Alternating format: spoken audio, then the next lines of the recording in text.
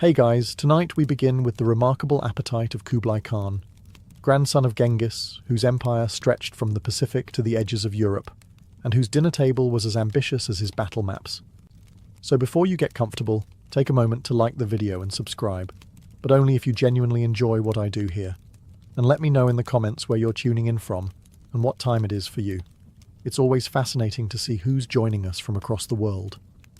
Now, dim the lights, maybe turn on a fan for that soft background hum, and let's ease into tonight's journey together. Feeding Kublai Khan wasn't cooking. It was urban planning with extra carcasses. His palace kitchens in Khan Balik, modern Beijing, weren't some cozy medieval hearth with a pot of stew bubbling over the fire. They were sprawling, smoke-choked complexes staffed by thousands of cooks, butchers, servers, brewers, and unlucky apprentices who spent most of their lives elbow-deep in goat intestines. Picture the scene. Herds of sheep and cattle driven in daily, squealing pigs fattened just for one appearance on the royal menu, wagons groaning under sacks of rice and millet, and barrels of mare's milk fermenting in the corner like a biology experiment gone wrong. If you've ever thought running a modern restaurant was stressful, imagine that. Except your head chef is also the emperor of half the world, and the penalty for an overcooked roast is, well, not getting invited back to life. The kitchens worked like a war machine. Teams of butchers hacked through animals with the precision of soldiers, while other squads roasted entire carcasses over open pits, big enough to cook a Volkswagen. Bakers churned out endless flatbreads. Rice was boiled in vats so massive you could probably bathe in them, though no one dared try. And tea was brewed in kettles the size of small ponds. It wasn't just about quantity, though that was terrifying enough. It was about spectacle. A roast ox wasn't simply served. It was paraded out whole, glistening, skewered, and spiced until it looked less like dinner and more like a victory parade with hooves. Everything had to remind the guests, and the unfortunate cooks, that Kublai Khan's stomach was basically an extension of his empire. And then there was the smell. Imagine meat smoke, boiling grains, fermenting milk, and 10,000 sweaty workers all packed into one complex. People today complain about open-plan offices. This was an open-plan sauna of livestock, humans, and smoke that clung to your clothes and probably followed you into your nightmares. But here's the thing. It worked. The kitchens were so efficient, so relentless, that they could churn out banquets for tens of thousands on command. It was less meal prep and more culinary siege warfare. And at the center of it all sat Kublai Khan, ready to consume the results like a man who thought portion control was a personal insult. If you had 4 legs in the 13th century and wandered too close to Kublai Khan's palace, congratulations, you were probably dinner. The great Khan's banquets weren't just meals, they were mass extinctions on a daily schedule. Sheep, goats, cattle, camels, and the occasional unlucky horse. Entire herds were raised, fattened, and funneled straight into his kitchens, like livestock fast-tracked to immortality through digestion. Mongol culture had always been meat-heavy. Out on the steppes, warriors lived on boiled mutton, dried jerky, and dairy that was equal parts nourishing and suspiciously chunky. But Kublai's table took that humble tradition and multiplied it by 1,000. What was once survival food for nomads became a grotesque buffet for an emperor. A light meal might include 6 roasted sheep, several oxen, and enough skewered meats to make a modern barbecue look like a sad office potluck. And these weren't delicate cuts served on porcelain. Mongols weren't fussing about bone marrow reductions or carving tenderloins with dainty knives. Animals were roasted whole, spiced heavily, and slammed down on the table with all the subtlety of a battlefield charge. Guests would rip into the meat with knives or, more often, their hands. If you wanted a drumstick, you didn't politely ask the servant. You lunged for it before someone else did. Think of it less as fine dining and more as Game of Thrones family dinner.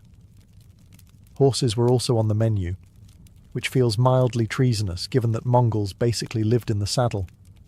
But for Kublai, even horses weren't sacred. A plump stallion, roasted and stuffed with spices, could be the centerpiece of a feast. Picture that on the table. Your trusty war mount turned into something between a centerpiece and a cautionary tale about loyalty. Of course, this mountain of meat wasn't just about feeding Kublai's appetite. It was about feeding his image. Every roasted carcass screamed, "I control this land, these herds, and the people who raised them." When you dined with the Khan, you weren't just eating meat. You were eating a reminder that he owned both the pasture and the plate. Meat might have been the centerpiece at Kublai Khan's banquets, but grains were the glue that held everything together. Rice, millet, wheat, and noodles poured into the kitchens like tributaries feeding a very hungry river. If the animals were the show-stopping main act, grains were the relentless backup singers, always there, always filling in the silence, and occasionally carrying the whole performance when the meat ran out. Rice, in particular, symbolized Kublai's conquest of China. The Mongols had spent centuries surviving on mutton and mare's milk, but once Kublai plopped himself down on the dragon throne, he suddenly had access to the agricultural powerhouse of East Asia. Rice became more than food. It was proof that the nomadic horsemen of the steppes now controlled the most fertile paddies on earth. Nothing says, "I've conquered you," quite like turning your sacred staple into Khan's side dish. And then there were noodles. Long, stretchy and slurpable, noodles had been part of Chinese cuisine for centuries before Kublai's chefs put them on the banquet menu. Marco Polo, in his possibly exaggerated travel diary, later described them in terms that made Italians insist he had brought pasta back from China. Spoiler: he didn't invent spaghetti. He just stumbled across a people who'd already been eating noodles for 1,000 years and thought, "Yes, I will absolutely take credit for this at home." For Kublai, noodles weren't just comfort food. They were empire in edible form, strands stretched long and wide, much like his territories. Slurping them was practically symbolic. With every bite, he was consuming not just a bowl of carbs, but the farmlands, labour, and trade networks that kept his empire fed. A noodle was never just a noodle. It was a political statement, a unifying force, and also a pretty effective way to get broth stains all over your fur-lined tunic. And let's not forget millet and wheat. Millet porridge had fueled Mongol horsemen long before China entered the picture, and it still showed up on the Khan's table, usually drowned in butter or eaten alongside meat.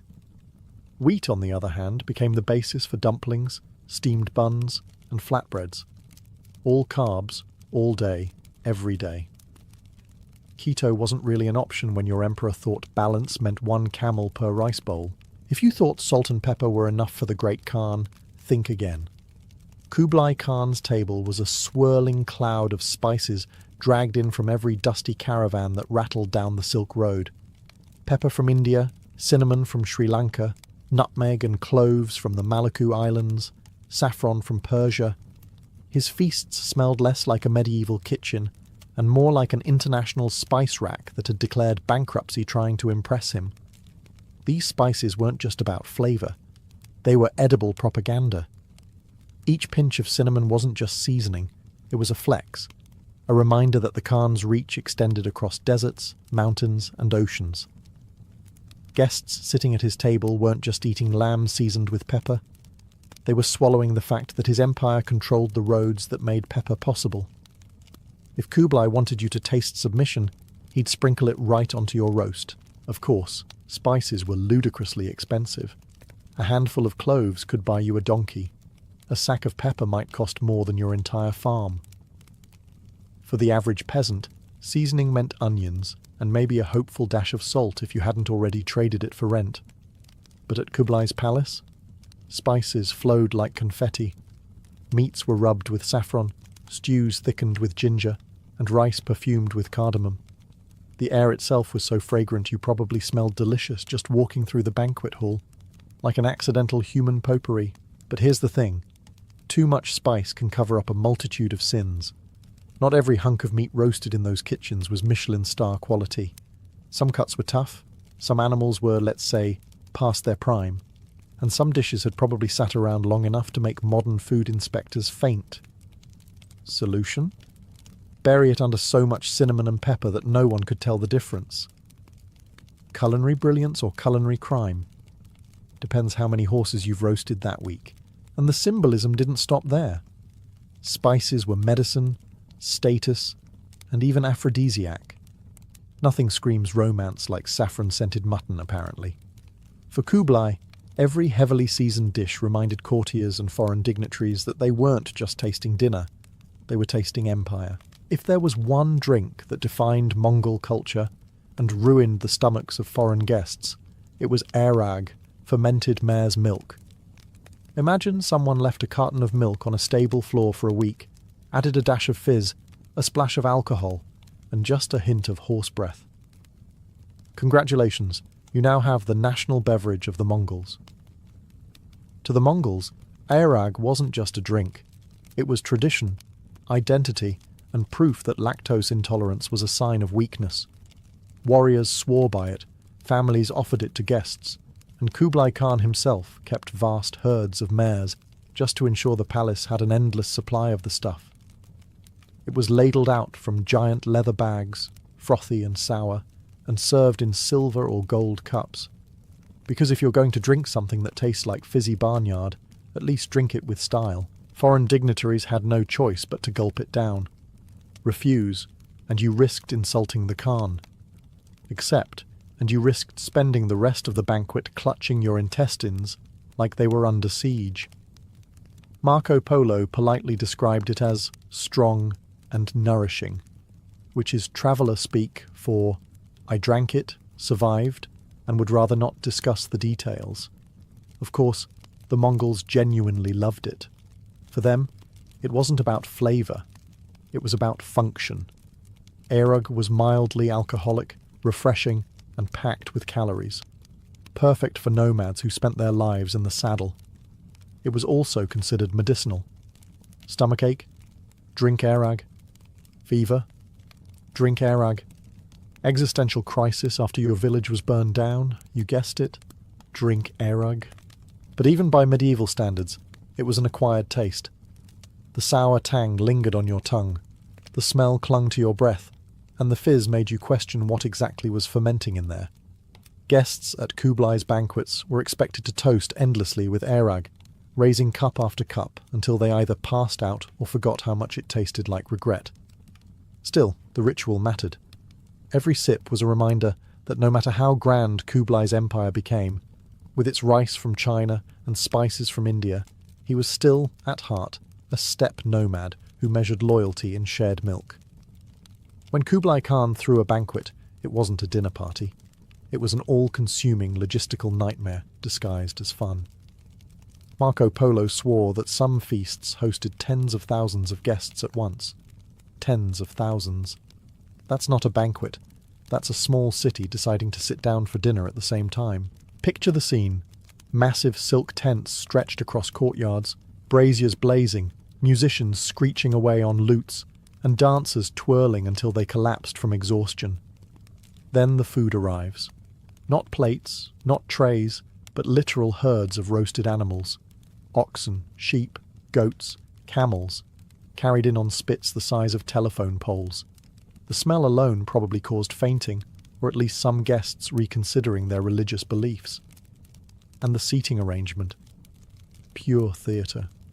Kublai sat in the centre, elevated like a god with a knife, while his nobles and foreign ambassadors were scattered strategically around him.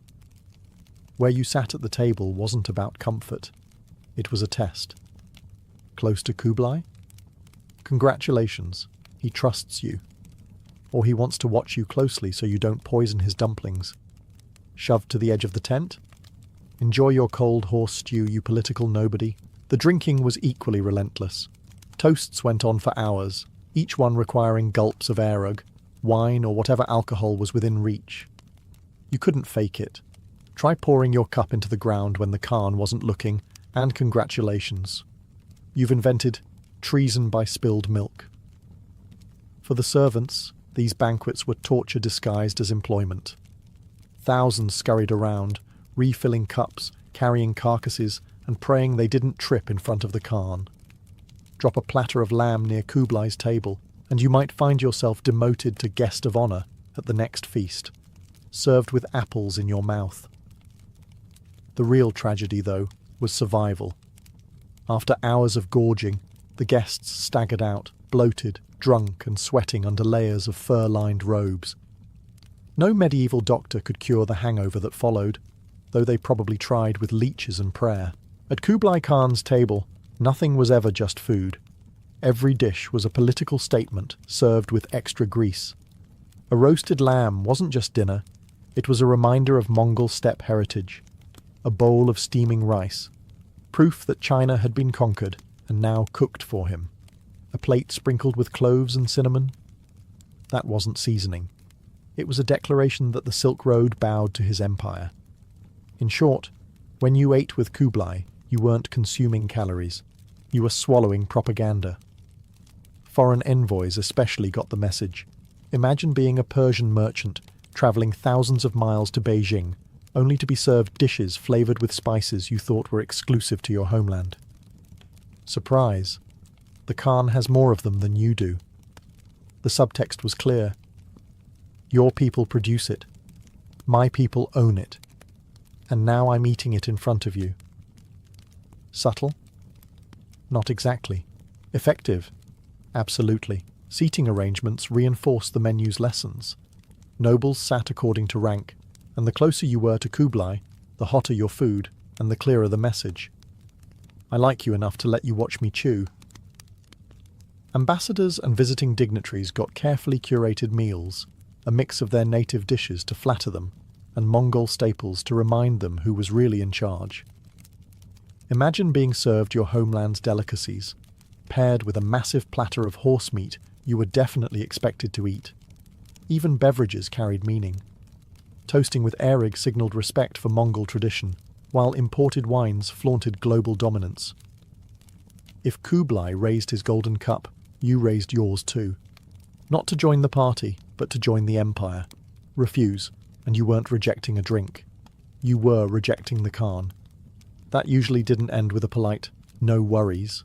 The entire feast was theatre. Dancers performed between courses, musicians filled awkward silences, and every round of food was meant to impress, intimidate, or humiliate. If you were lucky, you left with your dignity intact.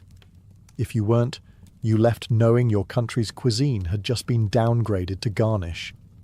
Most rulers went hunting to escape court life. Kublai Khan, however, brought the court and the kitchen with him. When he rode out onto the steppes or into the forests, it wasn't a rugged camping trip. It was a moving five-star restaurant, disguised as a military operation. His hunting expeditions were legendary.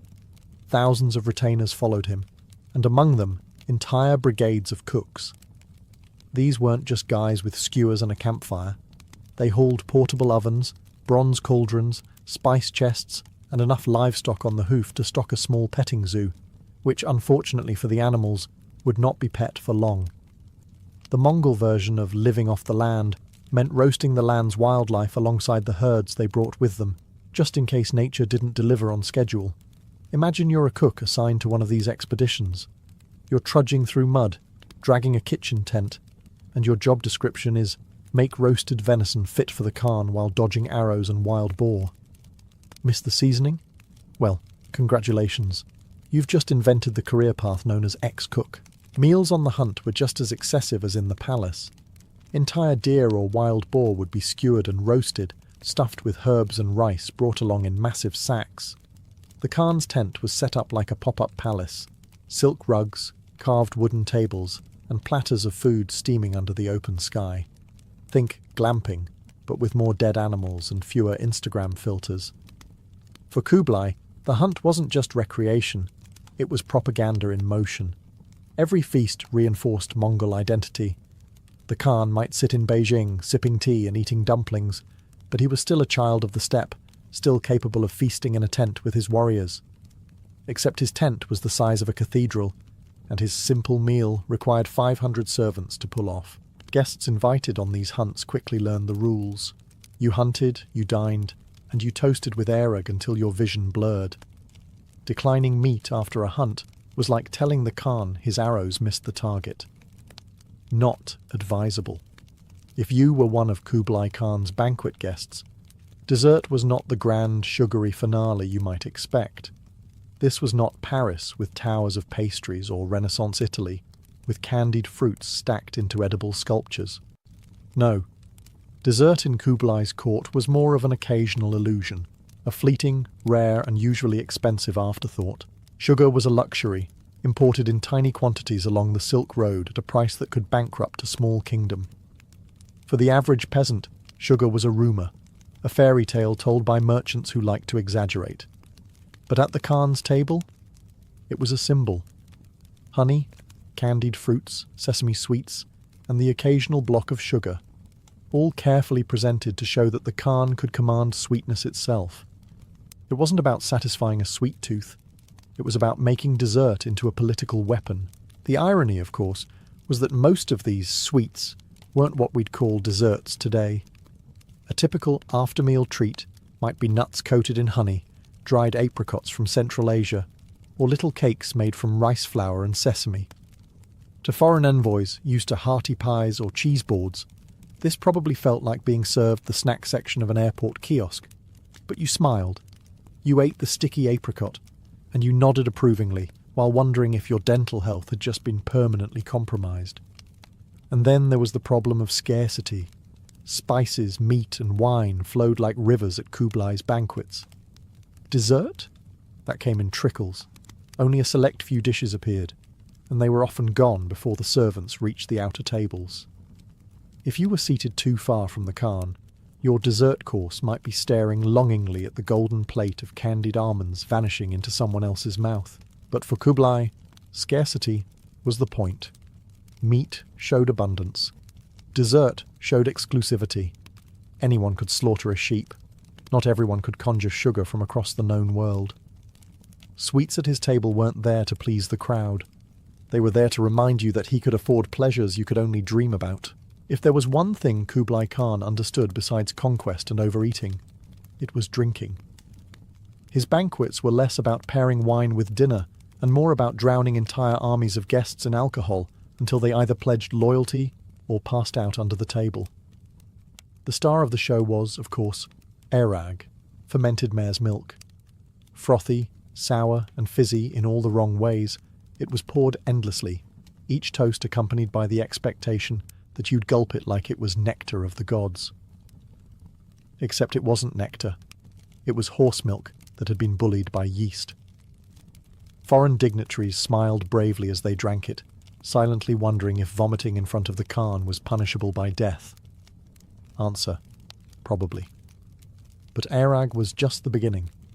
Thanks to the Silk Road, the Khan's court had access to a smorgasbord of drinks. Wine caravans arrived from Persia and Central Asia, carried in barrels that had probably seen more dust storms than vineyards. Beer trickled in from northern China, foamy and earthy, brewed in massive vats. And tea, elegant, calming tea from southern China, was poured for moments when Kublai pretended to be refined, which wasn't often. The real dilemma wasn't what to drink, but how much. Banquet etiquette demanded endless toasts. To the Khan, to your ancestors, to the empire, to the person sitting 3 seats down, whose name you couldn't remember. Refusing to drink was like refusing to breathe. Accepting meant your liver was being drafted into a war it could not win. Of course, moderation was not a Mongol virtue. Guests were expected to keep pace with the Khan, who could put away astonishing quantities of alcohol and still look like he was considering dessert. Foreigners often ended the night slumped in corners, praying for death, while Mongol nobles cheerfully kept drinking until dawn. Survival tip: if you didn't want to embarrass yourself, you learned how to discreetly spill half your drink on the ground and hope no one noticed. Spoiler: someone always noticed. If you've ever complained about someone double-dipping at a party, congratulations, you would not have survived a single banquet at Kublai Khan's court. Hygiene wasn't just optional, it was practically non-existent. Thousands of guests, mountains of greasy meat, rivers of drink, and not a napkin in sight. Forks? Forget it. Chopsticks existed in China, sure, but the Mongols weren't exactly fine dining enthusiasts. Most guests just dug in with knives and fingers, wiping grease on their sleeves, the floor, or, if you were unlucky, your neighbour's robe. By the end of the night, the banquet hall looked less like a dining space and more like the aftermath of a food fight involving livestock. The concept of clean hands before eating was about as popular as salad. Servants sometimes brought out bowls of water for rinsing, but these quickly turned into communal soup of grime, fat, and whatever disease your neighbour was brewing that week. You didn't wash so much as baptize your hands in other people's germs. As for the serving style, well, let's just say food safety wasn't a priority. Roasted animals were hacked apart in the middle of the hall with cleavers, chunks flying in every direction. Meat sat around for hours before being brought to the outer tables. By the time it reached you, it was lukewarm, questionable, and very possibly auditioning for a new life as a petri dish. Did anyone care? Not really. It was seasoned with enough spices and wine to burn through the bacteria. Probably. Dogs roamed the feast freely, snapping up scraps under the tables. On one hand, this was efficient waste management. On the other, it meant that while you gnawed on a mutton bone, a stray hound was licking your boots for dessert. And don't even think about complaining. Those dogs probably had more diplomatic immunity than you did. Still, hygiene wasn't the point. The banquet was theatre, not sanitation. Kublai didn't need you to feel comfortable. He needed you to feel overwhelmed. Grease on your chin, wine on your robe, questionable meat in your stomach. That was all part of the message. You were now inside the empire, for better or worse. If TripAdvisor had existed in the 13th century, Marco Polo would have been its most passive-aggressive reviewer. Instead, we got The Travels of Marco Polo, essentially the world's first over-the-top food blog, written by a Venetian merchant who stumbled into Kublai Khan's court and couldn't stop talking about what he ate. Marco described the Khan's banquets in breathless detail. Endless rivers of wine, mountains of meat, and dining halls so vast they made cathedrals look like broom closets. According to him, Kublai had tens of thousands of servants, each with a precise role from slicing roast oxen to carrying delicate porcelain cups. Was Polo exaggerating? Almost certainly. Did it matter? Not really, because exaggeration is the soul of travel writing, especially when your audience back home has never left Venice. Take, for example, his claim that Kublai could feed 40,000 people in a single sitting. 40,000. That's less of a dinner party and more of a medieval Coachella with better outfits and fewer questionable mushrooms. Could it have happened? Maybe. Did Marco embellish the numbers to impress his readers? Definitely. But it worked. He made the Khan's feast sound less like meals and more like miracles. Marco also waxed poetic about the sheer organisation of it all. Coloured robes to mark rank, carefully arranged seating, food delivered with clockwork precision, like some kind of medieval Mongol Disneyland for the upper class. But hidden in his awe was probably a healthy dose of terror. Imagine being a guest, trying to gnaw on horse meat with greasy fingers, while writing mental notes like, "Must remember, do not offend man who owns most of Asia." The funniest part is how Polo glossed over the less appetizing details. He didn't dwell on the hygiene situation, the dogs under the tables, or the fermented mare's milk that probably had him sprinting for the nearest bush after dinner.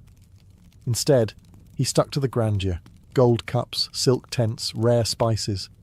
He knew his Venetian audience didn't want the truth, they wanted spectacle. If you think working in a modern kitchen is stressful, spare a thought for the poor souls who cooked for Kublai Khan. Gordon Ramsay might scream at you for overcooked beef, but Kublai's solution was simpler. Burn the chef along with the roast. Culinary failure wasn't just bad for your career, it was bad for your life expectancy. The palace kitchens were staffed by armies of cooks, butchers, brewers, and servers, all organised with military precision. Everyone had a role. One group chopped, another roasted, another stirred massive cauldrons of rice big enough to drown in. Yet despite all this manpower, the pressure never eased. Because no matter how many oxen you roasted or dumplings you steamed, the great Khan still expected perfection. And perfection for Kublai meant food that could impress a man who'd already conquered half the known world. Imagine being the guy in charge of seasoning. Too much salt? You've just insulted the Khan. Too little? You've insulted the Khan. Perfect balance? Congratulations, you get to live another day. The margin of error was about as thin as the noodles they served, and the penalty for failure wasn't a bad Yelp review. It was an unmarked grave. And the workload? Brutal. Cooks didn't get breaks during banquets. They worked like soldiers in battle. Herds of animals were slaughtered and dressed at lightning speed. Ovens roared non-stop, and servants sprinted back and forth carrying trays heavy enough to crush a lesser man. One slip, one dropped platter of lamb, and you weren't just clumsy. You were disposable. Even worse, the kitchens weren't kitchens so much as furnaces. Imagine hundreds of open fires, boiling pots, greasy smoke curling through the air, and the constant screaming of supervisors trying to make sure dinner didn't collapse into chaos. If you survived the burns, the smoke inhalation, and the sheer exhaustion, you still had to worry about serving a dish that wouldn't displease the Khan's famously picky palate. But here's the kicker. Nobody praised the cooks. The credit for every feast went to Kublai himself, as if he had personally spiced the lamb and brewed the wine. The cooks, invisible. Until, of course, something went wrong. Then suddenly everyone remembered their names, just long enough to order their execution.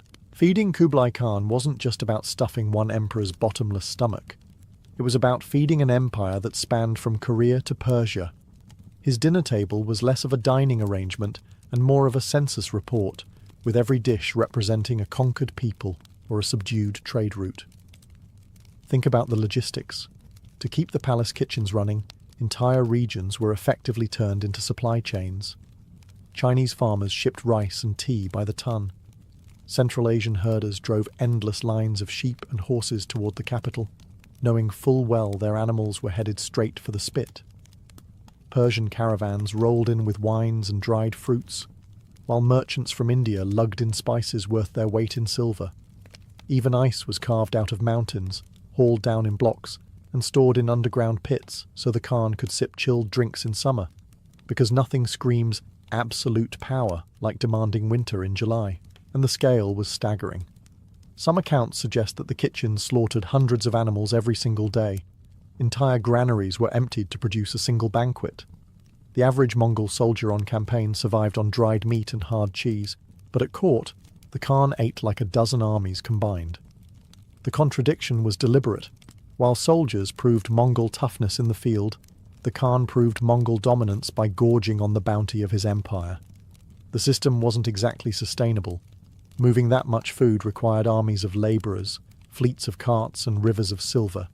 But that was the point, to show the world that Kublai could bend economies to his appetite. When he feasted on Persian dates, it wasn't about the fruit. It was about reminding everyone that the trade route belonged to him, and that somewhere, a farmer thousands of miles away was indirectly feeding the Khan.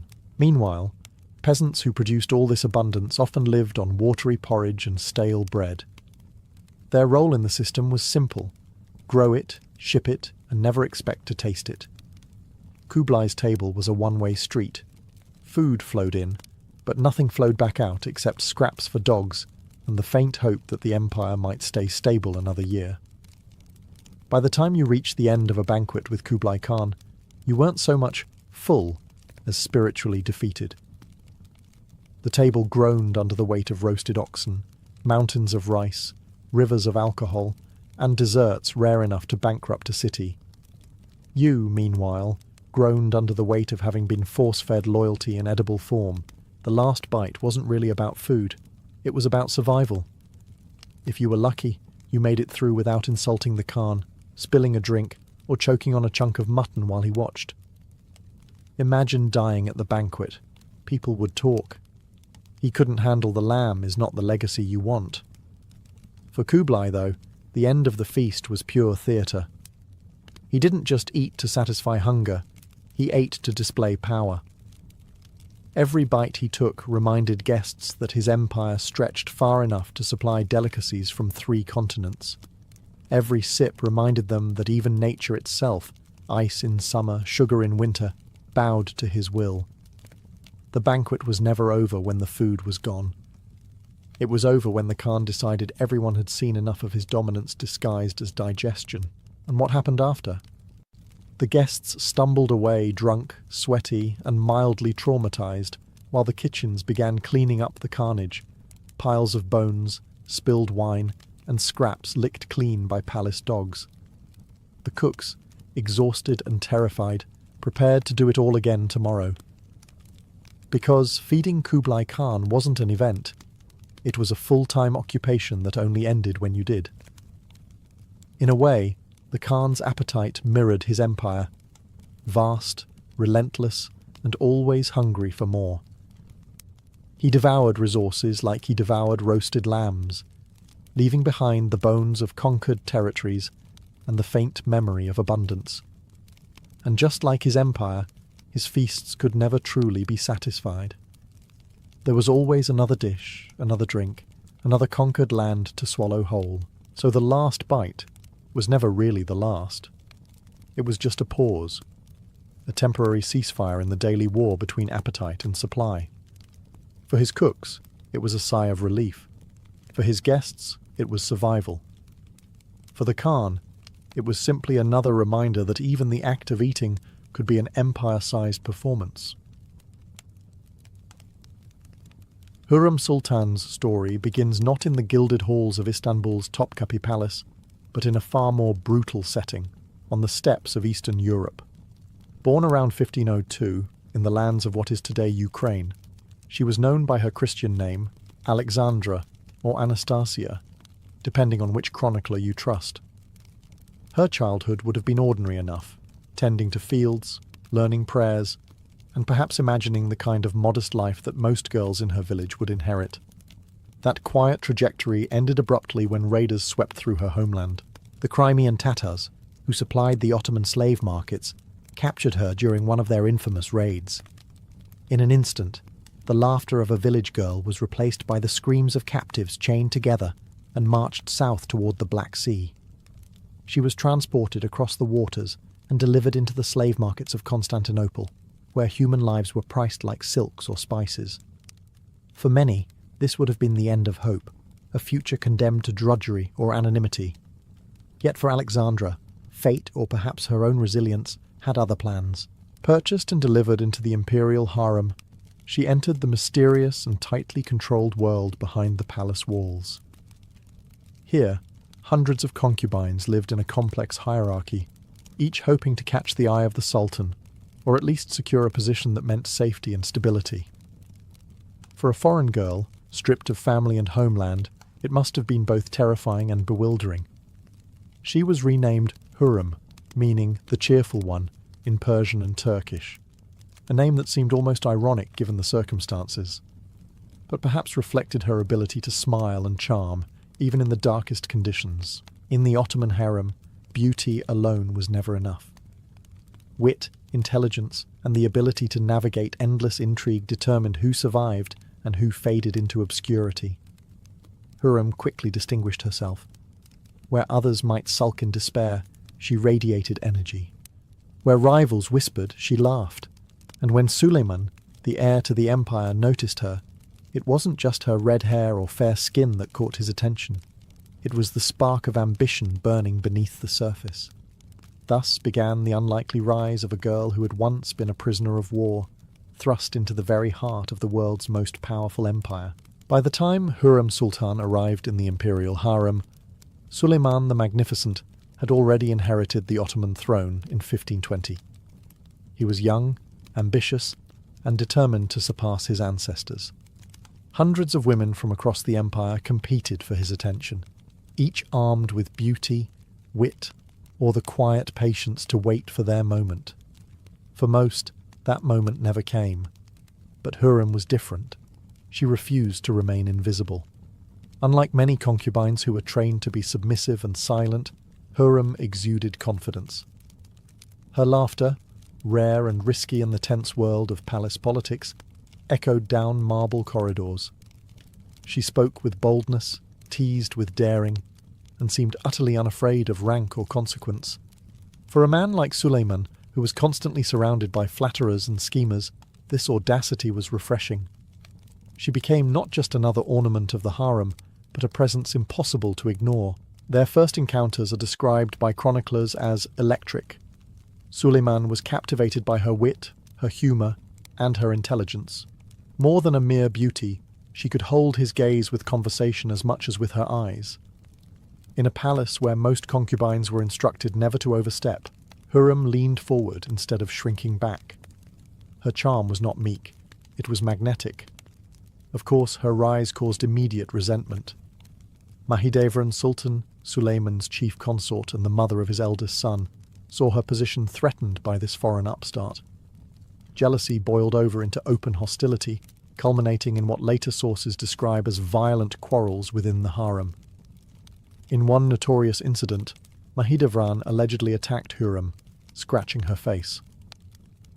When Suleiman noticed the wounds, his sympathy only deepened. He punished Mahidevran and began favouring Hurrem more openly. This was a turning point. The young concubine from Ukraine had not only caught the eye of the world's most powerful man, but had also proven her ability to survive the venomous rivalries of palace life. Soon she bore him children, sons and daughters who secured her place in the dynasty. Each birth tightened her grip on Suleiman's heart and on the politics of the empire. What began as a daring laugh in a slave market had now transformed into a love story that would shake the foundations of the Ottoman order. Hurrem was no longer a mere concubine. She was on the path to becoming something unprecedented. For centuries, the Ottoman dynasty had maintained a rigid tradition. Sultans took concubines, not wives. Legal marriage was rare, avoided deliberately so that no single woman could gain too much influence. Children of concubines were considered legitimate heirs, and this system kept the succession fluid, preventing any one consort from dominating court politics. That was the rule, until Hurrem Sultan shattered it. Suleiman's attachment to her only deepened as the years passed. She was not content to remain merely his favourite. She sought permanence in a world built on uncertainty. Each child she bore bound her closer to the throne. By the mid-1520s, she had already given Suleiman multiple sons, including Mehmed, Selim and Bayezid, each a potential heir to the empire. Her presence was no passing fancy. She was shaping the dynasty's future. But it wasn't just motherhood that secured her influence. Hurrem proved herself indispensable as a confidant. Suleiman trusted her judgment, sought her counsel, and allowed her a voice that no concubine had ever wielded.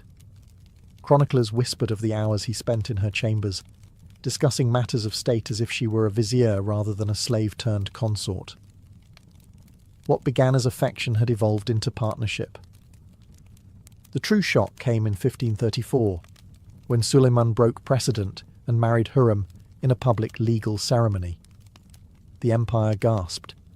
Never before had an Ottoman sultan taken a harem concubine as his lawful wife. European ambassadors in Constantinople rushed to report the scandal, calling her Roxolana, after her Ruthenian origins, and speculating endlessly about her hold over him. This marriage transformed her status completely. She was no longer just Hurrem the favourite. She became Hurrem Sultan, legally recognised, sharing in Suleiman's legitimacy. Rivals in the harem seethed, the court elite muttered in outrage, and foreign observers marvelled at how a captive girl from Ukraine had bent the world's most powerful ruler to her will. The marriage also marked the beginning of a new Ottoman reality. With Hurrem's elevation, the influence of the harem became more visible than ever. No longer confined to whispered intrigues behind silken screens, the voice of a woman now shaped imperial policy, diplomacy, and succession. In choosing Hurrem, Suleiman broke centuries of tradition, but in doing so, he also ensured that her story would echo far beyond the palace walls. Hurrem Sultan's unprecedented rise did not come without enemies. The Ottoman harem was more than a collection of concubines. It was a battleground of influence, where every smile concealed calculation and every friendship hid a potential betrayal. By marrying Suleiman, Hurrem had vaulted above every rival, but that also meant she was surrounded by daggers, some metaphorical, others quite real. Her fiercest rival remained Mahidevran, Suleiman's former chief consort, and the mother of his eldest son, Mustafa. For years, Mustafa had been seen as the natural heir to the throne, strong, capable, and popular with both the army and the court. Mahidevran placed all her hopes on him, and his very existence threatened Hurrem's children. The two women clashed repeatedly, with Hurrem's sharp wit often proving deadlier than Mahidevran's open hostility. The harem itself became divided into factions, whispering loyalties coiling around the fate of the dynasty. But Hurrem's ambitions reached beyond the private chambers. She forged alliances with key court officials, most notably the Grand Vizier Rustem Pasha, who would later become her son-in-law. Together they created a political network that extended far beyond silken cushions and perfumed gardens. While rivals dismissed her as a manipulative foreigner, she was quietly weaving a web of influence that touched every corner of the empire. Still, danger loomed. Many in the court despised her for her origins, calling her an outsider who had bewitched the Sultan. Foreign ambassadors wrote letters dripping with suspicion, suggesting sorcery, witchcraft, or even poison. To them, it was inconceivable that a woman could rise so high through intelligence, charm, and sheer willpower alone. For her, these rumours were both curse and shield. She leaned into her reputation, allowing fear to do the work of 100 guards. At the heart of the intrigue was the question of succession. Would Mustafa, the warrior son of Mahidevran, ascend the throne? Or would one of Hurrem's children replace him? Every banquet, every military campaign, every whisper in the corridors seemed to circle back to this question. For Hurrem, it wasn't just palace drama. It was survival. And so the once captive girl from Ukraine became the empire's most formidable strategist, not with sword or armour, but with letters, alliances, and her unshakable ability to turn enemies into stepping stones. By the mid-16th century, Hurrem Sultan was no longer merely a palace figure. She had become a force in imperial politics and diplomacy. Her influence reached far beyond the gilded lattice of the harem, flowing into the veins of Ottoman governance itself. Suleiman's ministers quickly learned that matters discussed in the Sultan's council might also be weighed later in the quiet intimacy of Hurrem's chambers. And Hurrem, ever the strategist, knew how to use this access. One of her boldest moves was her direct engagement in diplomacy. She corresponded with foreign monarchs, most famously King Sigismund II Augustus of Poland, from the very region of her birth. Her letters, written in polished Ottoman Turkish, carried not only words of friendship, but also the implicit message that she was more than a consort. She was a political partner. This was revolutionary. Few European queens, let alone Ottoman sultanas, wielded such penmanship on the international stage. At the same time, Hurrem carefully built a public image rooted in piety and generosity. In Islamic tradition, rulers and their families were expected to sponsor charitable works, mosques, schools, baths, and soup kitchens to provide for the poor and elevate their own spiritual standing. Hurrem embraced this duty with zeal. She commissioned the Hasaki Hurrem Sultan complex in Istanbul, complete with a mosque, a hospital, and a soup kitchen that fed hundreds daily. For the common people, she was not just a shadowy figure of palace intrigue, but a visible benefactor. Her projects stretched as far as Jerusalem, where she funded the construction of public baths and the restoration of aqueducts. These works were not just displays of piety, they were also tools of politics, tying her name to the spiritual heart of the empire and cementing her legitimacy as Suleiman's chosen partner. In the eyes of many, Hurrem had transformed from foreign captive to mother of the empire's welfare. Yet even this generosity carried political weight. By funding religious and civic projects, Hurrem created loyalty among the populace, a loyalty that acted as insurance against the hostility she faced at court. To her rivals, she was a schemer. To the people, she was the Sultan's wife, who put bread on their tables and water in their fountains.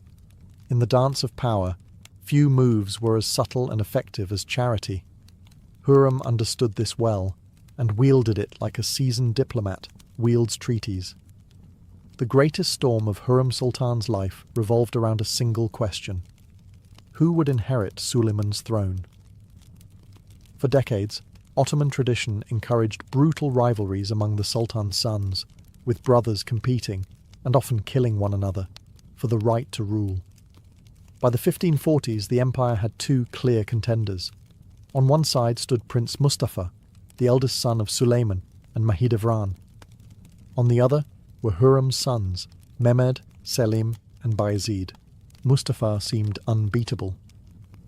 Handsome, charismatic, and a proven military leader, he commanded the loyalty of the Janissaries and the admiration of the people. Soldiers whispered his name with devotion, and the court elite often looked at him as Suleiman's natural successor. For Hurrem, this was a nightmare. If Mustafa became sultan, her own sons' lives would be forfeit. Ottoman custom dictated that rival princes be executed to prevent civil war. Her survival, and that of her children, depended on Mustafa's downfall. The struggle for succession unfolded like a long, tense chess match.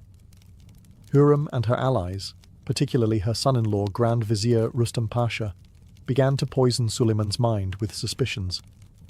They portrayed Mustafa not as a loyal son, but as an ambitious rival who might one day overthrow his father.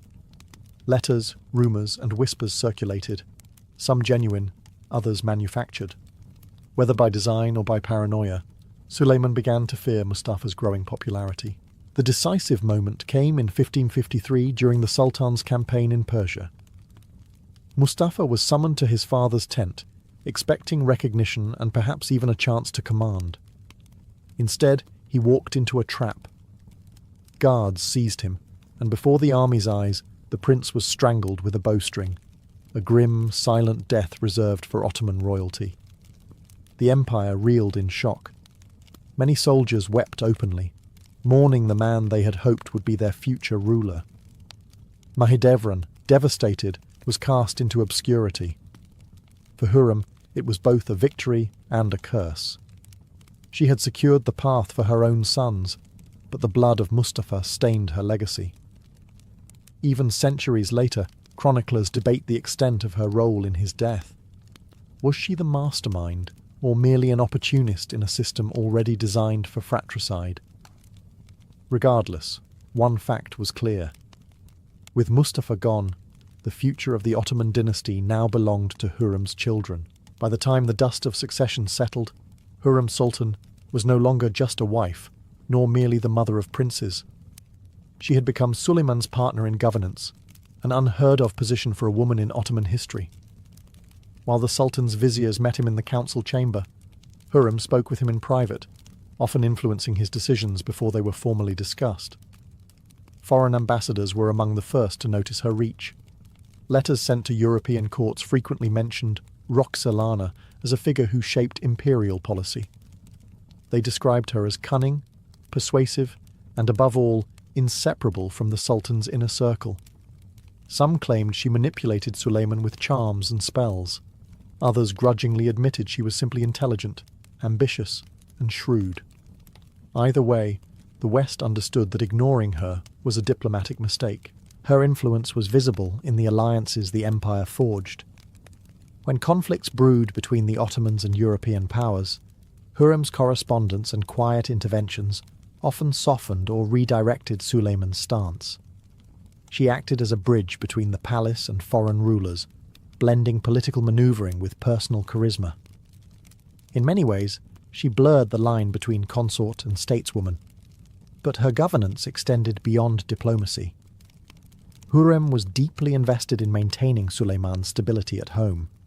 She encouraged him to lean on loyalists like her son-in-law, Rustam Pasha, ensuring that her faction remained strong within the imperial court. With Rustam as Grand Vizier, Hurrem's voice effectively echoed in the very heart of state decision-making. Not everyone celebrated this. Many Ottoman elites resented her power, seeing it as a distortion of tradition. A sultana interfering in matters of empire was scandal enough.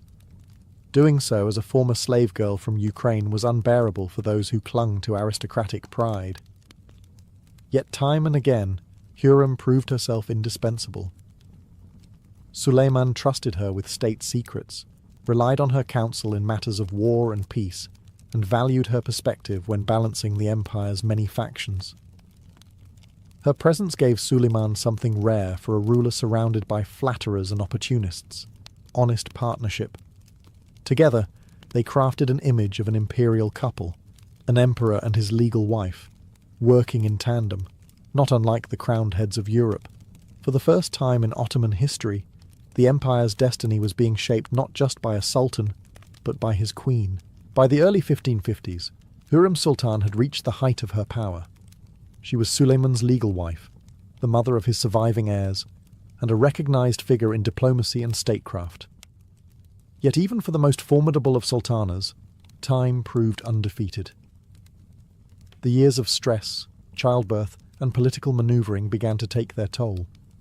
Accounts from the palace describe her suffering from bouts of illness that left her weaker than before, though never diminished in spirit. Still, she continued her work. Even as her health declined, she oversaw her charitable foundations, ensuring that her complexes in Istanbul, Mecca, and Jerusalem were properly funded and maintained. These endowments were more than monuments of piety. They were living symbols of her legacy, feeding the hungry, housing the poor, and providing water and medicine long after she would be gone. For a woman who began her life in captivity, the thought of leaving permanent institutions must have been a source of pride. Her relationship with Suleiman deepened as well. By then, the Sultan was aging, scarred by decades of war and the emotional weight of his son Mustafa's death. Hürrem became his constant companion, offering both comfort and counsel. Chroniclers note that she remained by his side not just as a wife, but as a trusted partner until her final days. It was an unusual display of affection in a world where sultans often distanced themselves from their consorts once they had borne sons. Suleiman never set her aside, proving that their bond was something extraordinary in Ottoman history. In 1558, Hürrem Sultan died in Istanbul at around 56 years of age.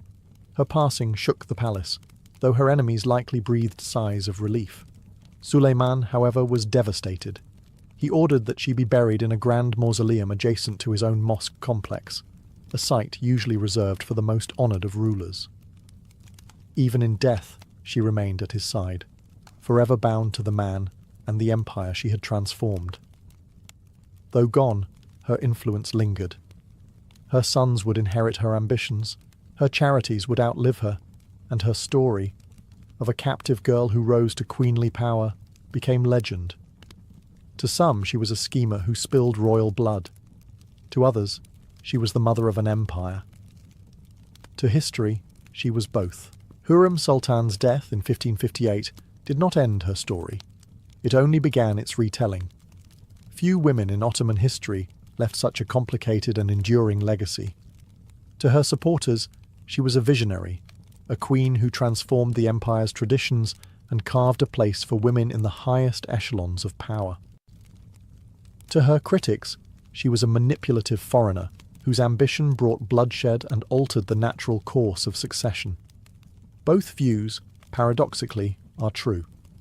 In the Ottoman world, her role signalled the dawn of what historians later called the Sultanate of Women, a period when imperial consorts, mothers, and daughters wielded unprecedented influence over politics. Hürrem's marriage to Suleiman set a new precedent. After her, other sultans would marry, and their wives and mothers would play key roles in court politics. In this sense, she was a trailblazer, altering the very structure of dynastic rule. Her charitable works cemented her as more than just a palace schemer. The Haseki Hürrem Sultan complex in Istanbul remained a hub of social welfare for centuries, feeding the poor and housing travellers. In Jerusalem, her public baths and aqueduct repairs became landmarks of her generosity. These acts of piety softened her image, reminding future generations that she was not only a power broker, but also a benefactor whose wealth served the public good. Yet her reputation abroad took on a more sinister cast. European envoys dubbed her Roxolana, painting her as a seductress who bewitched Suleiman and led him astray from reason. Plays, operas, and novels in the West often portrayed her as the archetype of the dangerous, ambitious woman, a trope that both fascinated and frightened audiences. To them, she embodied the exotic danger of the Ottoman court, where love and politics intertwined with lethal consequences. For modern historians, harem is more than legend. She is evidence of how personal relationships could shape empires, how a woman once sold in a slave market could rise to alter the fate of nations. Her story is a reminder that power in history is not always wielded with swords and armies. Sometimes it rests in whispered counsel, letters sent across borders, and the determination of one extraordinary woman. Hürrem Sultan began life as a captive, but she ended it as an empress in all but name. Her shadow lingered long after her death, not just in Suleiman's grief, but in the empire she helped shape. Her name, whether praised or cursed, would never be forgotten. In ancient Greece, music was not considered a pastime. It was thought to be a force that flowed directly from the gods. Every sound, every rhythm, every melody was believed to carry divine power, capable of shaping the human soul and even influencing the order of the cosmos. According to myth, Apollo, the god of light and harmony, wielded the lyre as his sacred instrument, while the rustic god Pan breathed life into the reed pipes. Hermes, ever mischievous, was said to have invented the lyre by stretching strings across a tortoise shell. In this way, music's origin story was divine, its authority unquestionable. From this divine beginning, music seeped into every aspect of Greek culture. At religious festivals, hymns were sung in honor of the gods. In theatres, choruses used song to echo the emotions of the drama unfolding on stage. Warriors marched into battle to the steady beat of flutes and drums, while farmers sang work songs to keep their labour in rhythm with the seasons. For the Greeks, life without music was not life at all. It was as essential as bread, wine, and olive oil. Yet music was not only entertainment or ritual, it was philosophy made audible. The early philosopher Pythagoras famously argued that music reflected the mathematics of the universe. By plucking strings and listening to the ratios between their tones, he believed he had uncovered the same laws that governed the movements of the planets. To him, music was proof that the cosmos itself was a harmony, a grand composition in which each human being played a part. This fusion of myth, ritual, and philosophy meant that music was woven into identity. Greek children learned songs before they could read, absorbing not just melodies, but also moral lessons embedded within lyrics. Poets like Homer used rhythm and meter to preserve epic tales, ensuring they could be passed down through generations even in a largely oral culture. So when we speak of the origins of Greek music, we are really speaking about the origins of Greek civilization itself. The lyre, the aulos, and the human voice were more than instruments. They were the threads binding people to their gods, to their communities, and to the very structure of the universe. Music wasn't an art form, it was the heartbeat of a culture. When we imagine the soundscape of ancient Greece, three instruments rise above all others: the lyre, the aulos, and the kithara. Each carried not only a distinct tone, but also a cultural weight, symbolizing different aspects of Greek life. The lyre, perhaps the most iconic, was lightweight, portable, and played by both amateurs and professionals. Its structure was simple: a wooden frame with strings stretched across, plucked gently by the fingers, or with a plectrum. But its cultural resonance was immense. The lyre was associated with education, poetry, and refinement. Young boys were taught to play it as part of their schooling, not just to make music, but to instill discipline and harmony in their characters.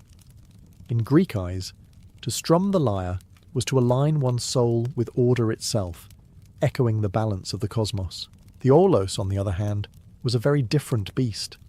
A double-reeded pipe, it produced a piercing, almost haunting sound. Unlike the delicate strumming of the lyre, the aulos demanded breath and force, its tones described as wild, ecstatic, even intoxicating. It was often used in religious ceremonies, particularly those devoted to Dionysus, the god of wine, revelry, and madness. To hear the aulos was to be swept into frenzy, to let the body move beyond reason. Its associations with passion and release balanced the lyre's association with order and logic, reflecting the duality that ran through Greek thought. Then came the kithara, a larger, more complex relative of the lyre, used by professional musicians.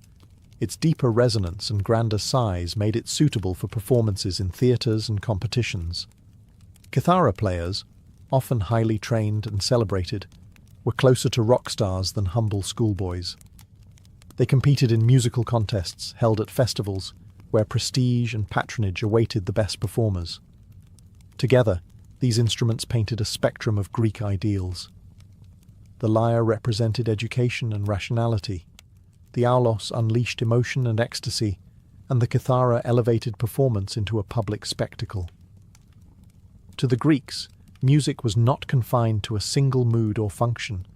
It could soothe, intoxicate, or inspire, depending on the instrument chosen. In this harmony of strings and pipes, Greece discovered the many faces of music, structured, wild, and majestic. Each instrument was more than wood or reed. It was a voice in the ongoing dialogue between order and chaos, reason and passion. In ancient Greece, music was not an optional luxury. It was stitched into the rhythm of daily existence. From the moment a child entered the world until their final rites, music was present, shaping the way Greeks thought, celebrated, and even mourned. Education was one of the first stages where music showed its importance. Greek boys, particularly in the city-states of Athens and Sparta, were expected to learn music as part of their training. Alongside literacy and athletics, lyre lessons were a standard feature of schooling. To the Greeks, music educated more than the hands or the voice. It educated the soul. A child who played the lyre was thought to develop balance, self-control, and sensitivity to harmony, qualities that would later help him govern himself, and ideally, his city. Music was moral training disguised as melody. Ritual life was another arena where music dominated.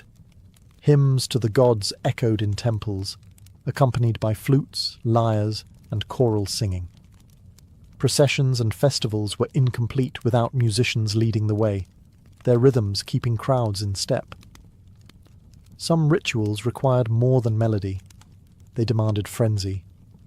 In Dionysian festivals, the piercing cry of the aulos drove dancers into ecstatic trances, blurring the line between human and divine. In contrast, the solemn hymns sung to Apollo represented order, purity, and clarity. In these opposites, the Greeks expressed the full range of their relationship with the gods, sometimes rational, sometimes ecstatic, always musical. The theatre, however, was where music revealed its true cultural power. Greek drama was never silent. Tragedies and comedies were performed with choruses that sang, danced, and commented on the action. These choruses were not background music. They were integral storytellers, shaping how the audience experienced the narrative. A tragic chorus might lament the fate of a doomed hero, while a comic chorus could mock politicians or gods with satirical songs. Music carried emotion in ways words alone could not, amplifying the drama into something unforgettable. Everywhere the Greeks turned, music was there, in classrooms, temples, processions, and theatres. It wasn't a separate art form. It was a mirror of society itself, reflecting its values, anxieties, and aspirations. To live in ancient Greece was to live in a world where every note carried meaning, where rhythm and melody shaped both private virtue and public life. Few ideas capture the Greek view of music better than the belief that melody was not just sound, but mathematics made audible. At the centre of this vision stood Pythagoras, the philosopher-mathematician whose fascination with numbers changed how the Greeks, and later the world, understood harmony. Legend tells us that Pythagoras, passing by a blacksmith's forge, noticed how different hammers produced different tones when they struck metal. The heavier the hammer, the lower the pitch. The lighter, the higher. This observation led him to experiment with strings. For Pythagoras, this was no accident. It was proof that music obeyed universal laws, the same laws that governed mathematics and the cosmos. From this insight grew the concept of the harmony of the spheres. The Greeks imagined the planets and stars moving across the heavens in perfect ratios, like notes plucked on a divine lyre. Though inaudible to human ears, the universe itself was thought to be singing, an eternal cosmic symphony that echoed through existence. To contemplate music, then, was to glimpse the structure of reality.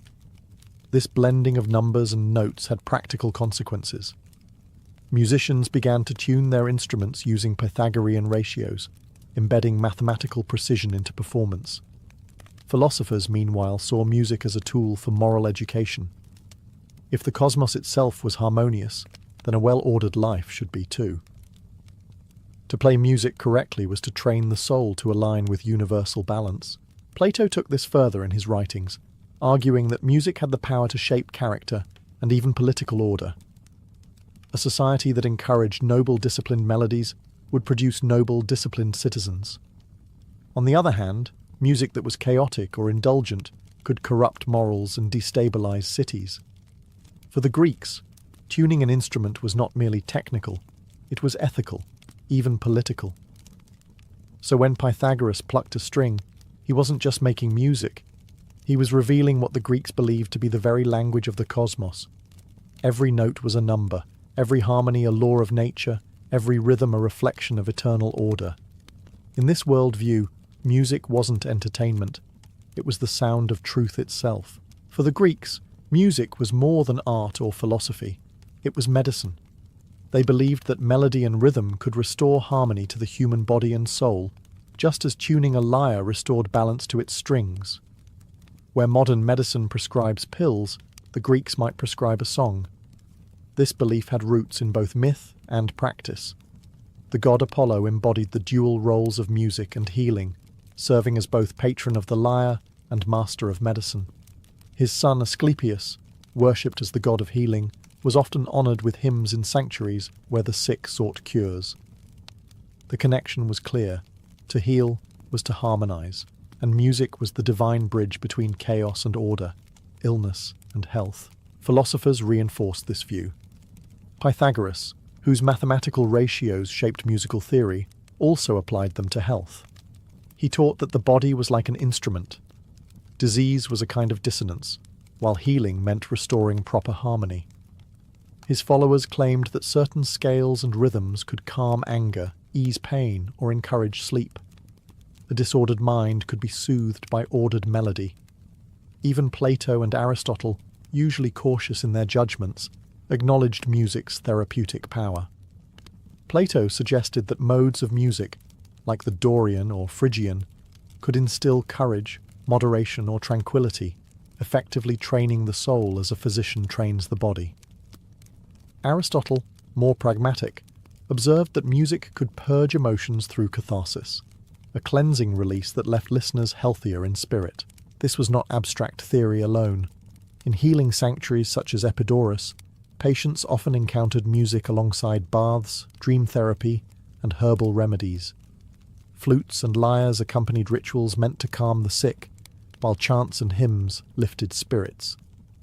Music was not simply background noise, it was treatment. The Greeks even extended the idea to society at large. Just as music could restore balance to an individual, it could heal a community torn by conflict. Songs at festivals and theatre performances offered collective catharsis, aligning the emotions of many into one harmonious whole. Healing, they believed, was not only personal, but communal. For the Greeks, then, music was medicine for both body and soul. To listen was to align with harmony. To sing was to heal oneself and others. In their world, the doctor's tools were not only scalpels and herbs, but also flutes, choruses, and the divine echo of Apollo's lyre. In ancient Greece, music was not merely an offering to the gods, it was their language. Every strum of the lyre, every note of the aulos, was thought to be a form of prayer, a bridge between mortal and divine. Festivals, sacrifices, and mysteries all pulsed with music, without which rituals would have been unthinkable. Apollo, the god most closely associated with music, symbolized order, clarity, and harmony. His sacred instrument, the lyre, accompanied hymns sung at temples and festivals held in his honor, such as the Pythian Games at Delphi. These competitions were not just athletic, but also musical, with poets and musicians vying for prizes beneath the gaze of the god. To play the lyre was not entertainment, it was devotion, an attempt to echo Apollo's perfect balance. Dionysus, in contrast, brought out the wild, ecstatic side of Greek religion.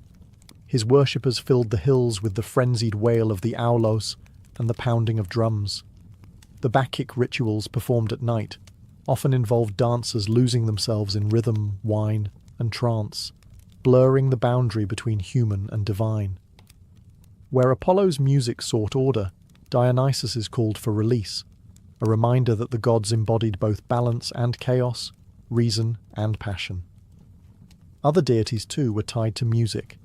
The Muses, 9 goddesses of inspiration, presided over song, dance, and poetry, guiding artists to higher creation.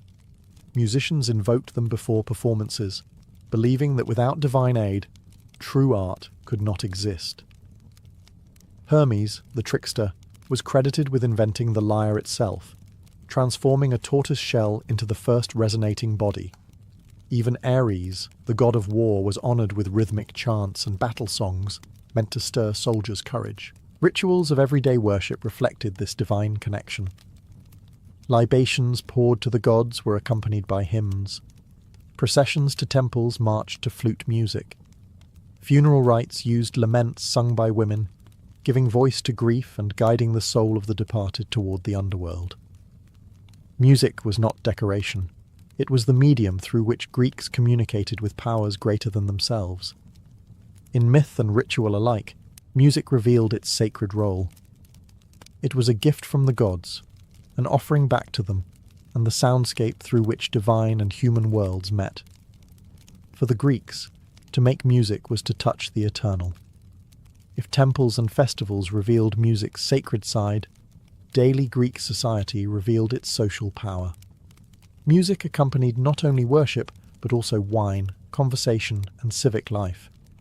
It was entertainment, education, and persuasion all at once, a tool that shaped citizens as much as it delighted them. Nowhere was this clearer than at the symposium, the Greek drinking party.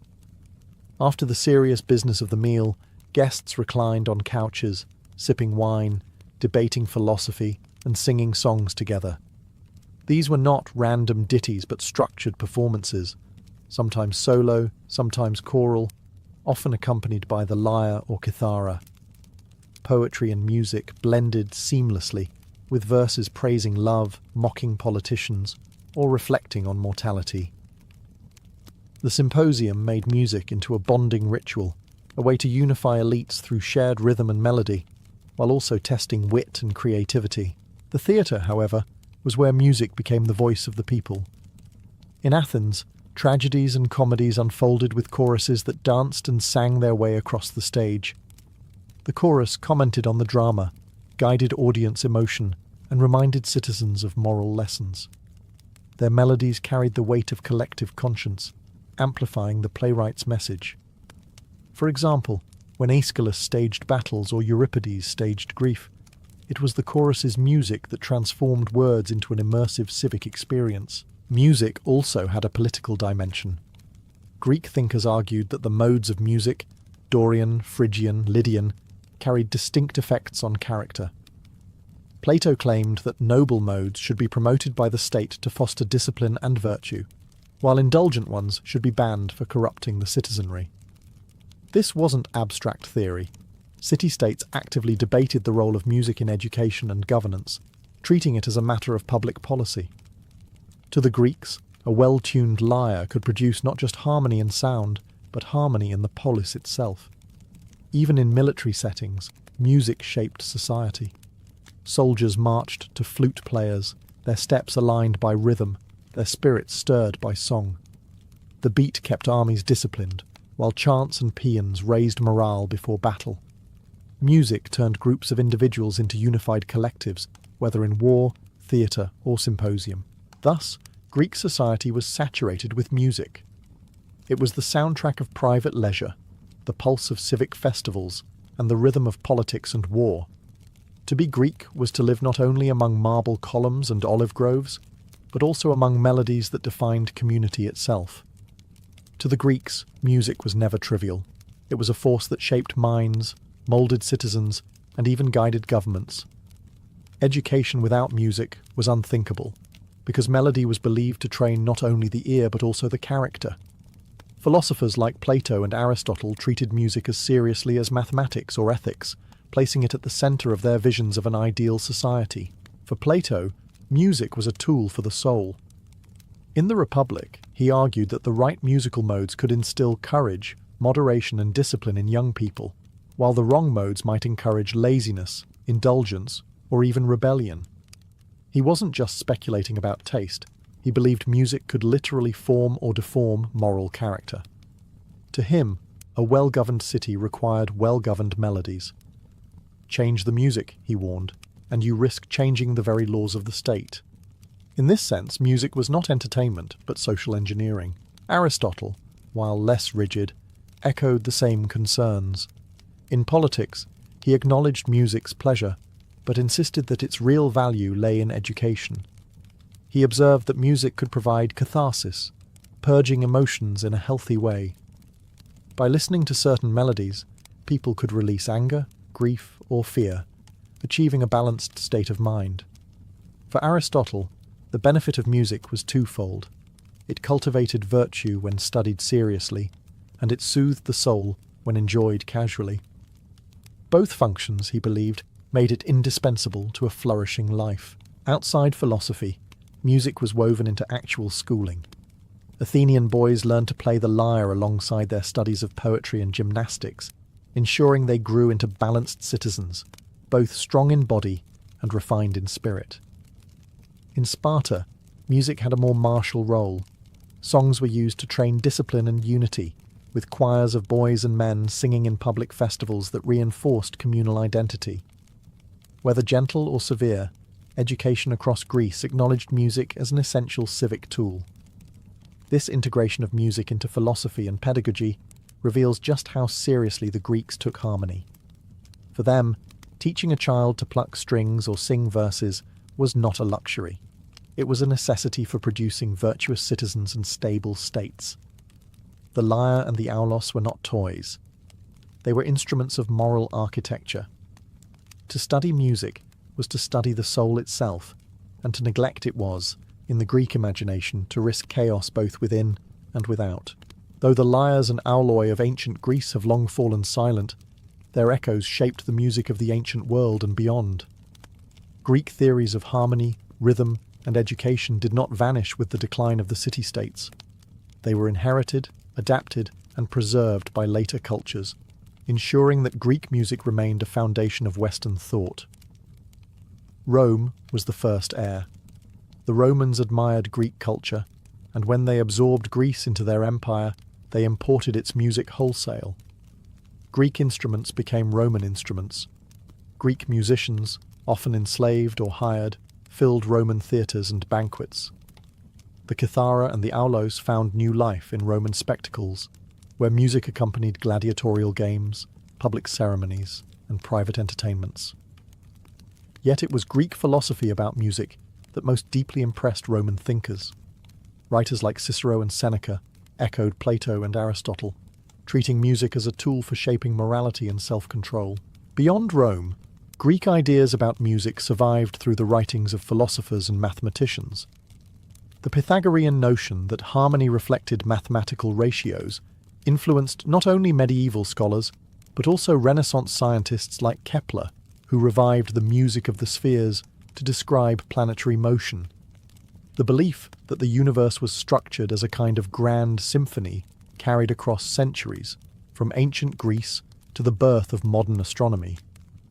Greek modes and scales also provided the backbone for later Western musical traditions.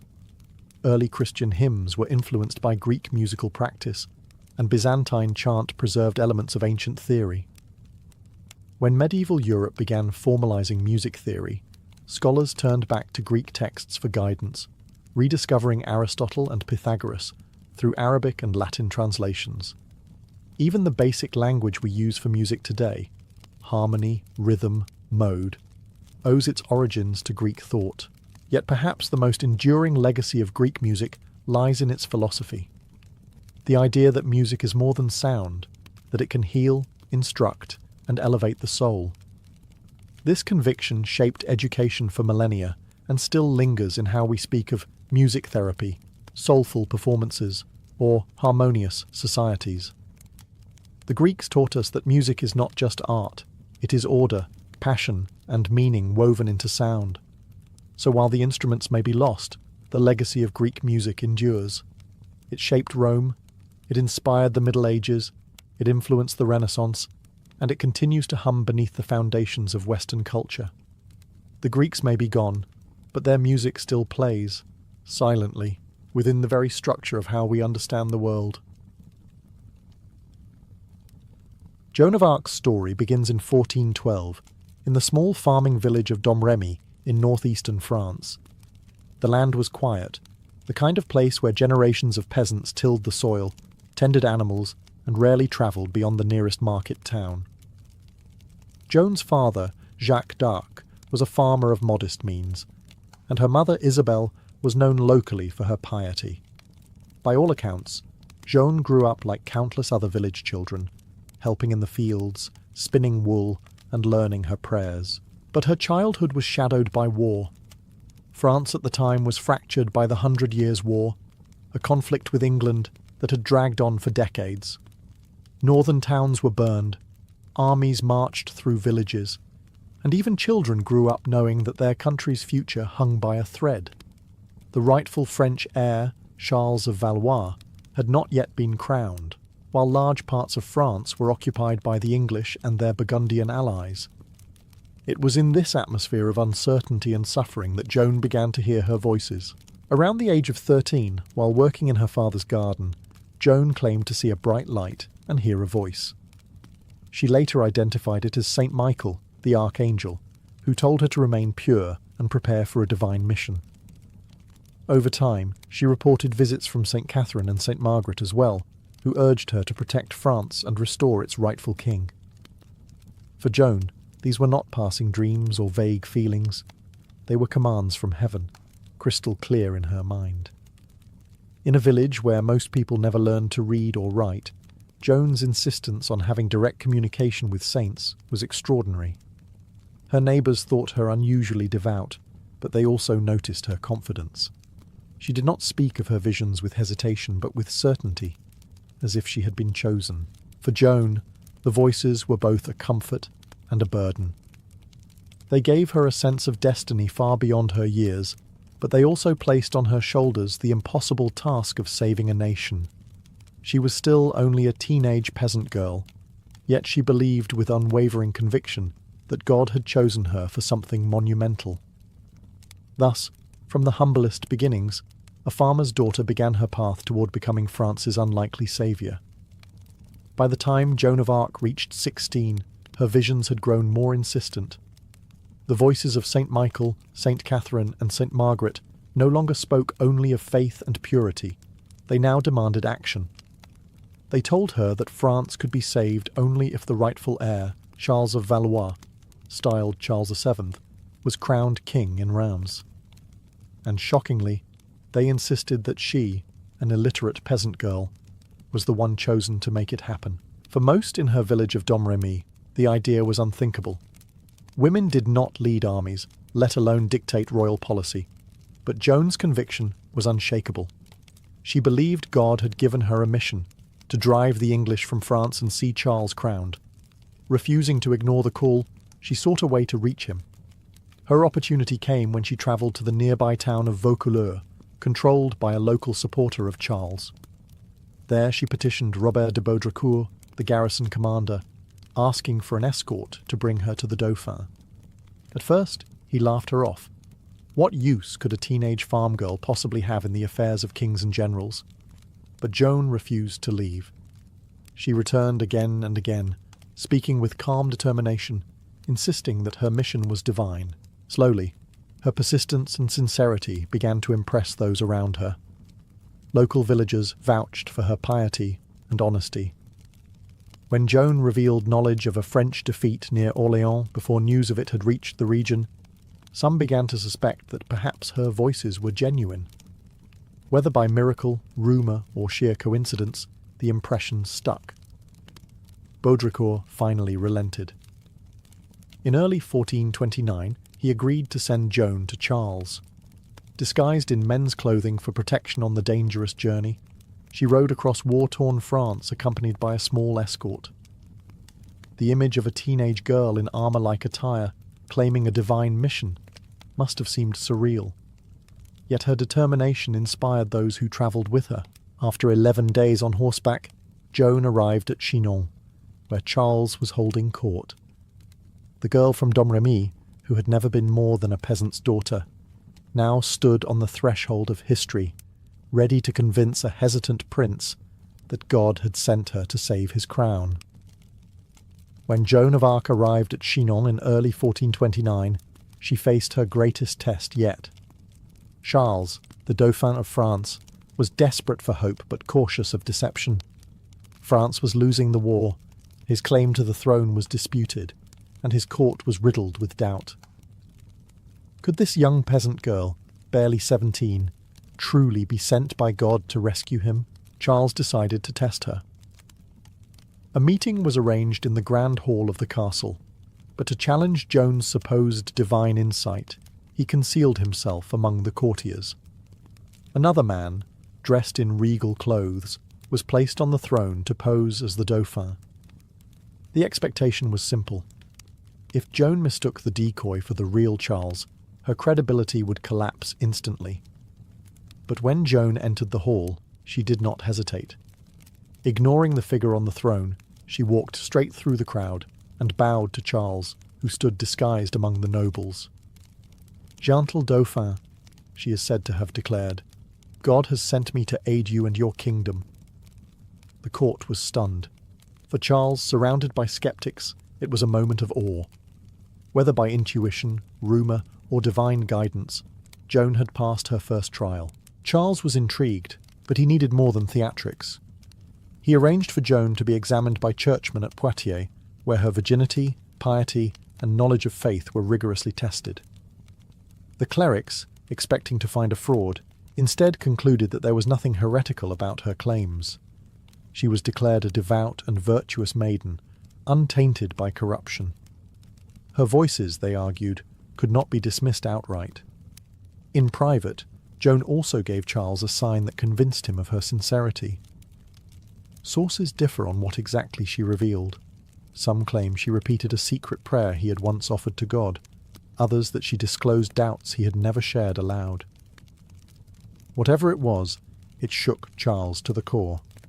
From that moment he treated her mission with seriousness. Still, not everyone in the court was persuaded.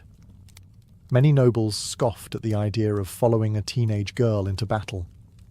But Charles, hesitant by nature, had little else to cling to. Against all odds, he agreed to grant Joan armour, a sword, and a command. The girl from Domremy was about to step onto the battlefield, not as a mere messenger, but as a leader of men. When Joan of Arc first rode toward Orléans in April 1429, the city was on the brink of collapse. For months, English forces had surrounded it, choking off supplies and morale. The fall of Orléans would have been catastrophic for France, cementing English dominance and leaving Charles VII little hope of reclaiming his crown. To many, it seemed only a matter of time before the city surrendered. Into this desperate situation came Joan, a teenage girl clad in white armour, bearing a banner instead of a sword. Her arrival electrified the defenders. She spoke with absolute confidence, proclaiming that God had sent her to deliver the city. Soldiers who had been weary and demoralised suddenly felt a surge of courage. Chroniclers recorded that Joan rode through the streets promising victory, lifting spirits not with strategy alone, but with faith. She embodied hope at a moment when hope seemed impossible. Though she was not a trained commander, Joan was fearless in the field. She rode at the front lines, carrying her banner high, urging men to press forward when hesitation set in. She scolded the mercenaries for swearing, demanded discipline, and insisted that the army attend confession and mass before battle. To her, the fight was not merely military, it was sacred. The turning point came on May 7th, when the French launched an assault on the Tourelle, the strongest English fortification guarding the bridge into the city. In the thick of the fighting, Joan was struck by an arrow that pierced her shoulder. For a moment, panic rippled through the French ranks, but instead of retreating, Joan pulled the arrow out herself, returned to the front, and raised her banner once more. The sight of her, bloodied but unbroken, inspired the soldiers to storm the fort. By evening, the English were in retreat. The very next day, the siege was lifted. Against all expectation, Orléans was free. News of the victory spread like wildfire across France. To the faithful, it was a miracle. To skeptics, an unexplainable reversal of fortune. Either way, Joan had done what seasoned generals had failed to achieve. In the eyes of many, the peasant girl from Domremy had proven herself chosen, not just by Charles, but by God. The legend of the Maid of Orléans was born. The victory at Orléans transformed Joan of Arc from a curious figure into a national heroine. For Charles VII, it was more than a battlefield win. It was a sign that perhaps God truly favoured his cause. Yet Joan knew that lifting a siege was not enough. The voices that guided her were clear. Charles must be crowned king at Reims, the traditional site of French coronations. Only then would his claim be sealed in the eyes of his people. This was no simple task. Reims lay deep in enemy-held territory, surrounded by English and Burgundian strongholds. The journey itself seemed suicidal. Yet Joan pressed Charles to act, insisting that delay would only invite doubt. Her conviction was contagious. Where courtiers hesitated, she demanded boldness. Eventually, Charles agreed. In June 1429, a royal army began its march northward, with Joan riding at its head, banner in hand. Along the way, something extraordinary happened. Towns that had been loyal to the English began to open their gates. Some surrendered without a fight, swayed by Joan's reputation as God's chosen messenger. Others were persuaded by her direct appeals, as she rode to their walls and promised mercy if they joined the king's cause. The campaign became less a march of conquest than a pilgrimage of persuasion. When the army finally reached Reims, the city welcomed them without resistance. On July 17, 1429, Charles was anointed with holy oil in the great cathedral, with Joan standing proudly beside him. For years, the Dauphin had been mocked as a weak and uncertain claimant, but now he was King Charles VII of France, crowned in the very place where generations of monarchs had been consecrated.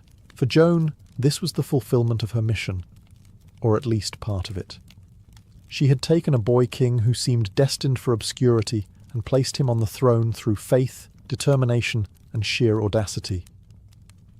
Chroniclers wrote that she wept with joy during the ceremony, declaring that God's will had been accomplished.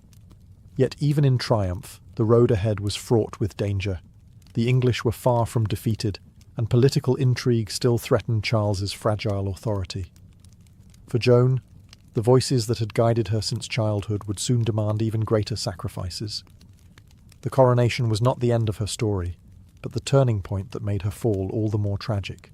The coronation at Reims in July 1429 should have been Joan of Arc's crowning achievement. Yet triumph quickly gave way to frustration. Joan urged Charles VII to press on and reclaim Paris, but the king, cautious and swayed by advisers who distrusted her, hesitated. When an assault was finally attempted, it faltered, leaving Paris in English hands. For Joan, who believed delay was dangerous, the setback was crushing. Still, her voices urged her to fight on. In the months that followed, Joan continued to lead smaller campaigns, but her influence at court began to wane. The same nobles who had once celebrated her victories now grumbled about her growing fame. To some, she was a threat, a peasant girl overshadowing seasoned commanders.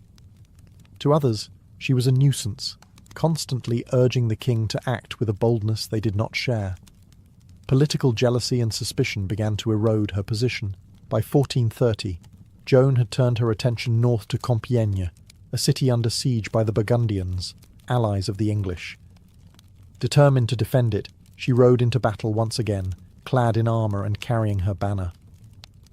On May 23rd, during a skirmish outside the city walls, disaster struck. As the French retreated, Joan was trapped outside the gates. When she tried to fight her way back, the drawbridge was raised. Whether out of panic, confusion, or betrayal remains unclear. Abandoned and surrounded, she was pulled from her horse and captured. Her captors, the Burgundians, knew her value. To them, she was not just a prisoner of war, but a bargaining chip.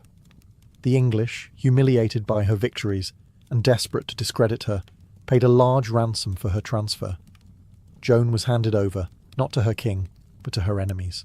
Charles VII, the man whose crown she had secured, made no move to rescue her. Whether bound by political calculation, lack of resources, or simple fear, he left her to face her fate alone. For Joan, the sense of betrayal must have been bitter. She had given everything: her youth, her safety, her very identity, for France and its king. And now, at the moment of her greatest need, she was abandoned.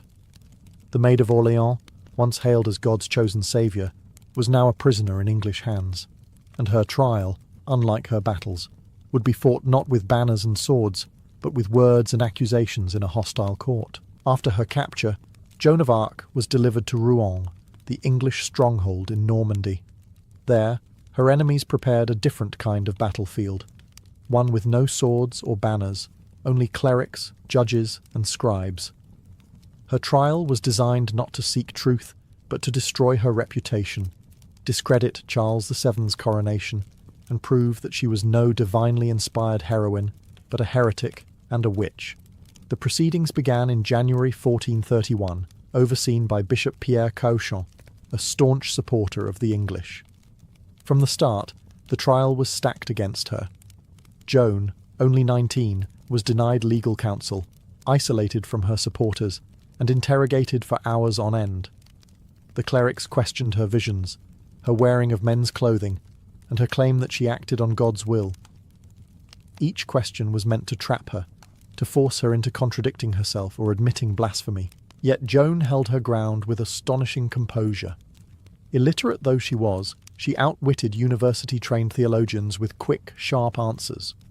When pressed on whether she was in God's grace, a question designed to condemn her no matter the answer, she famously replied, "If I am not, may God put me there, and if I am, may God so keep me."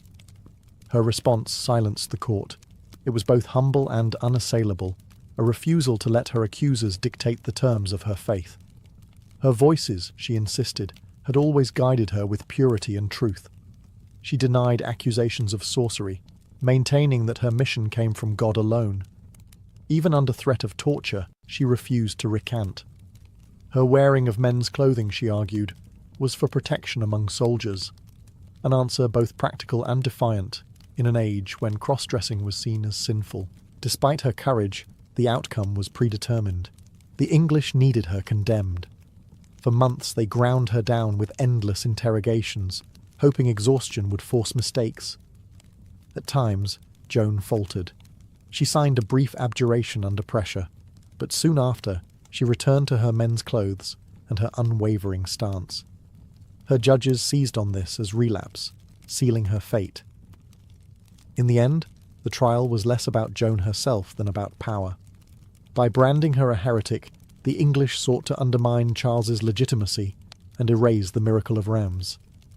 But Joan's defiance ensured that, even in chains, her voice remained stronger than their accusations. On May 30th, 1431, the story of Joan of Arc reached its grim climax in the marketplace of Rouen. After months of interrogation and a trial engineered to condemn her, she was declared a relapsed heretic. The sentence was death by fire, a punishment meant not only to kill her, but to erase her legacy, to turn her into an example of what happened to those who dared challenge English power or church authority. That morning, Joan was led from her cell. She was only 19, a teenager who had once ridden at the head of armies, now shackled and surrounded by guards. Eyewitnesses said she wept and prayed as she walked, asking for a cross to hold. An English soldier, moved despite himself, fashioned one from 2 sticks and handed it to her. Another was brought from a nearby church and held high before her eyes as she mounted the scaffold. Even her enemies could not deny the intensity of her faith. The crowd that gathered was immense. Townsfolk, soldiers, clerics, all pressed together to witness the death of the Maid of Orleans.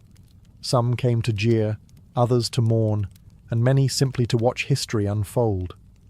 Joan, bound to the stake, asked the priests to recite prayers aloud so that her final words might be carried heavenward. Over and over, she cried the name of Jesus. When the flames were lit, smoke rose and fire crackled around her. Chroniclers record that even hardened soldiers turned away, unable to bear the sight. Some swore they saw a dove rise above the fire as she died, a symbol of her soul ascending.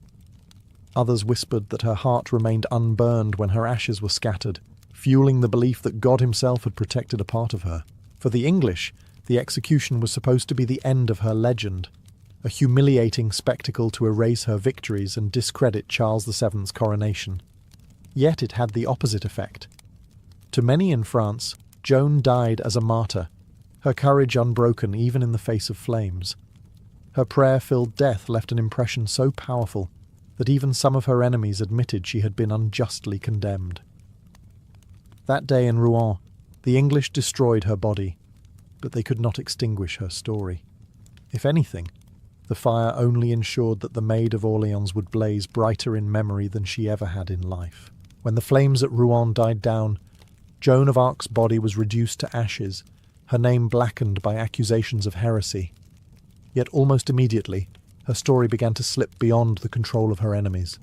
In France, whispers spread that the maid had been executed unjustly, that she had died faithful and fearless, and that her sacrifice had sanctified Charles VII's crown.